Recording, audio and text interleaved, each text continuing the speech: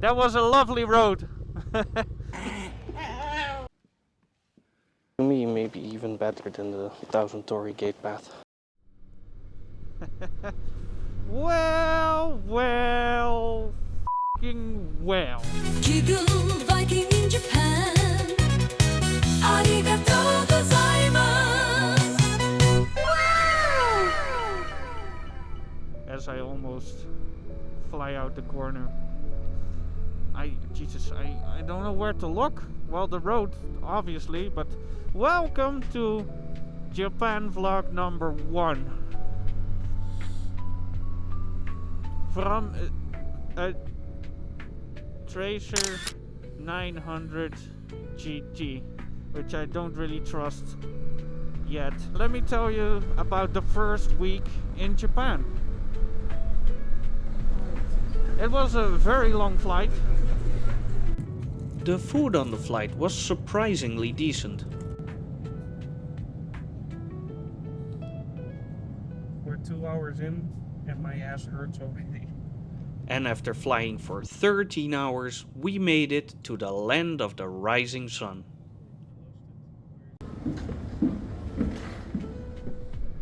The moment we got to Tokyo, we took immediately a cab to a hotel.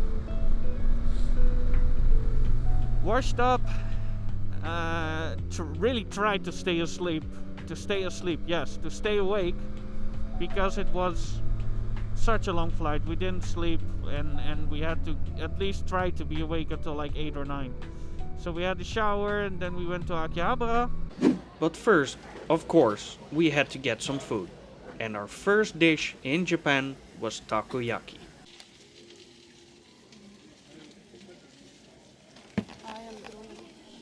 And then the first of many alleyways.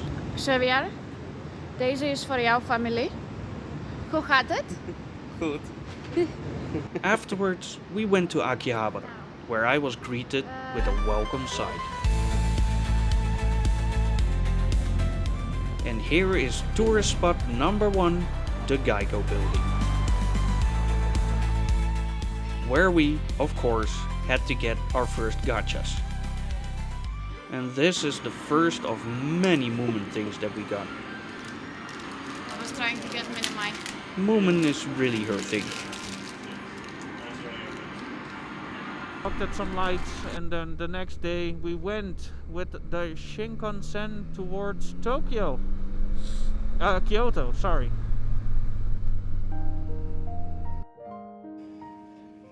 The first night. I woke up at 6, had shower, my strawberry sandwich, and then went to sleep. Nice. I had can show very yourself. shitty sleep. Very shitty sleep. At the beginning, and later he was snoring all the time. When she was in the bathroom, I was sawing down Before trees. also. Yeah. Good job, mate.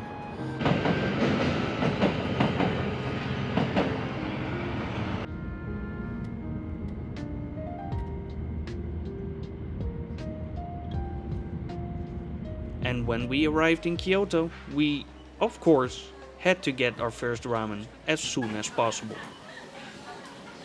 こちらお待たせしました。はい、こちらビーフカリー料理です。はい、こちらお待たせしました。はい、失礼します。はい、こちらエプロンございます。ご利用ください。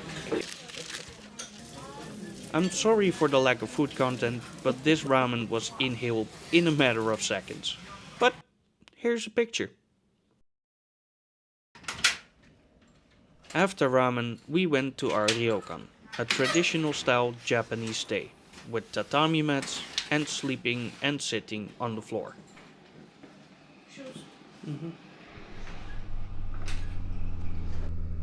And then when we were in Kyoto, we did a few activities that were spread out over a few days.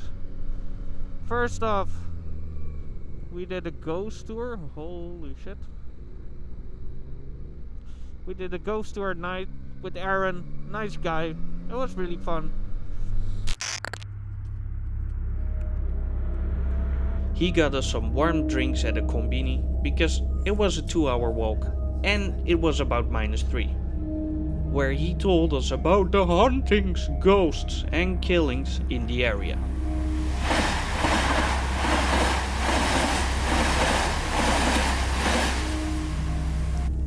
stop here? Not like a start. Apparently, stopping can be done multiple ways. I have to say, the tour was enjoyable. I'll leave links in the description. Afterwards, we got to talking with Aaron a little about annoying people and annoying YouTubers.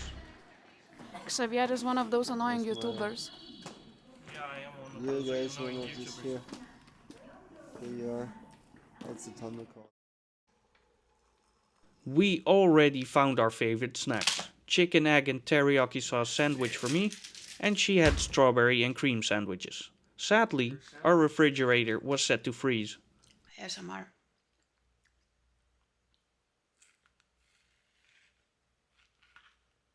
So we had ice cream sandwiches. Lekker. Then we had a kimono day where we rented a kimono. It was 0 degrees and you only have one pair of socks on. My kimono was pretty warm. Hers was not that warm. But we managed to get through that day pretty decently temperature wise. At least I did. And right here is tourist spot number 2, Hokanji Temple.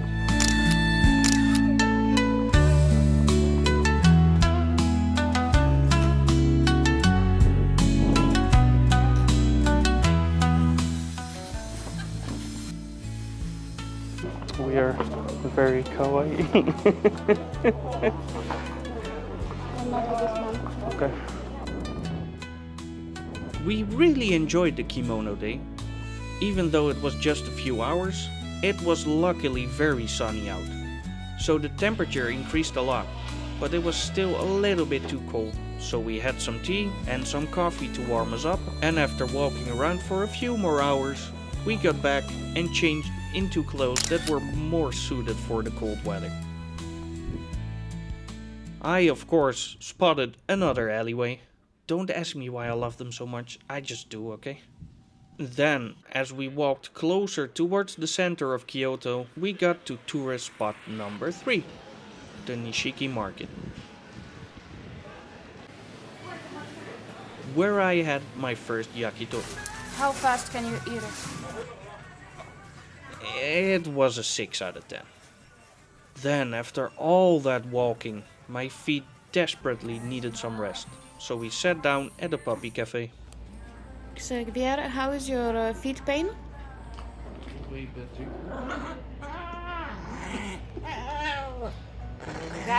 Guys. Then we had an early morning. We went towards the 1000 Torii Gate path, which is a very touristic spot. But they want to do some sneaky routes. And because we were so early, like almost no one was there.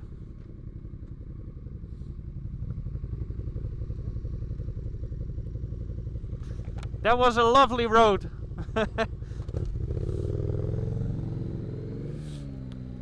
Well, for those, sorry, I forgot to introduce you to Neil, my guide for this motorcycle day.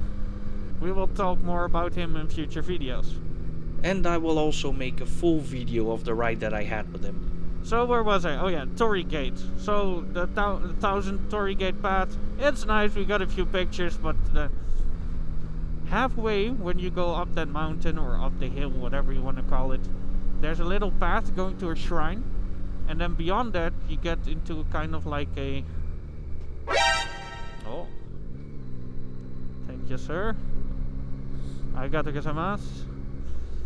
You get into like a bamboo forest path that goes up the mountain, and that's where I really saw one of the best sights and shrines and views, and it was just so magical. I really love to be there, just as much as I like these views.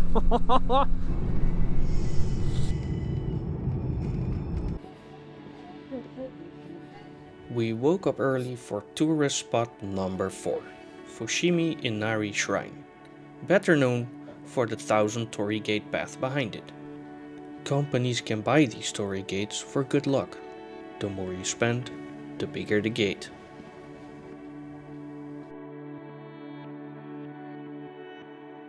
But we walked our own path that day. Well. Welcome to 1,000 torii gates, which is actually over there. This is a secret spot that we find. Well, I say we, but obviously tour guide Demante found. It is such a beautiful morning. It's really cold. My hands are already freezing, but it doesn't matter because I don't think anyone ever gets to experience this the way we do right now. Like almost no one, or now actually no one's here. What is behind you? Show us. Well, behind me is a couple of the 1,000 torii gates, and there's a little shrine, as you can see.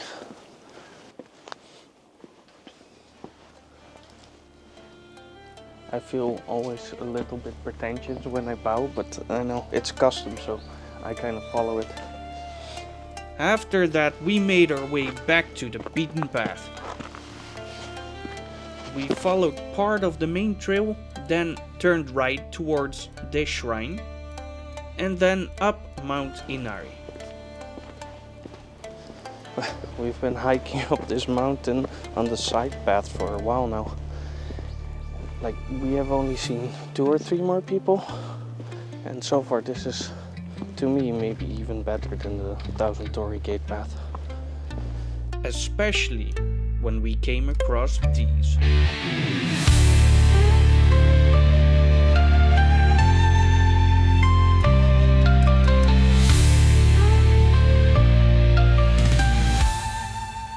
Our walk up the mountain was filled with shrines, big and small. The fact that we were almost the only ones there, combined with the perfect weather, made this my best memory of Kyoto, and maybe even this whole trip.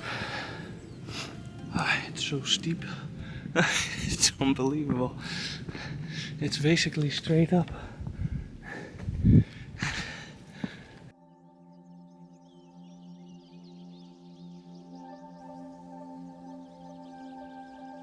Demante was dealing with low sugar, so I hiked the last part up to the top of the mountain. On my way up, I saw more shrines and plateaus, but the actual top was not that impressive. I don't know if you can see. I am now almost at the top. Enough hiking. I met up with Demante to head down again, because it was at least 45 minutes to get back to the start. And that is where you can see how busy it already was.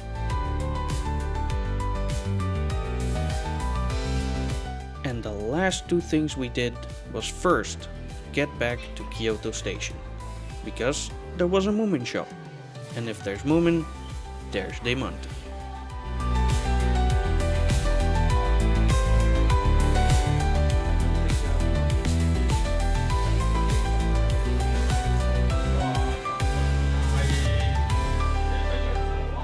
And second, while we were there, we went up to the top of the station to check out the view. And that's it for this episode. On the next episode, it starts snowing. I eat too fast. We see wild monkeys. Excuse me? What? And we go through a haunted tunnel.